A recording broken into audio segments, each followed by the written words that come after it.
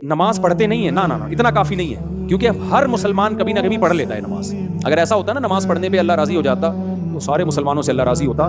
मैंने ऐसे ऐसे भी पोस्टी देखे हैं जो कुछ नौ ईद के दिन आ ही जाते हैं उठ के, तो पढ़ने पर नहीं है। फरमाया हुम अला सलातिहिम दाइमून, पाबंदी करते हैं दवाम। ना सफर में नमाज छूटती है, ना हजर में नमाज छूटती है, ना शादी ब्याह में नमाज छूटती है, ना मैयतों में नमाज छूटती है, ना बारिशों में नमाज छूटती है, ना कहत में नमाज छूटती है, ना हजर में नमाज छूटती है, ना सेहत में नमाज छूटती है, ना बीमारी में नमाज छूटती है, ना खुशियों में, ना गमों में, ना जहाज में, ना ट्रेन में, ना बस में, ना किश्तियों में। आज अच्छे अच्छे नमाजियों को देखा है जहाज में पोस्तियों की तरह पड़े हुए होंगे। कह रहे हैं यार अब जहाज में कैसे पढ़े भाई, जहाज में कैसे पढ़े भाई। अल्लाह ने हुक्म दिया खड़े होके नहीं पढ़ सकते, बैठ के नहीं पढ़ सकते, लेट के।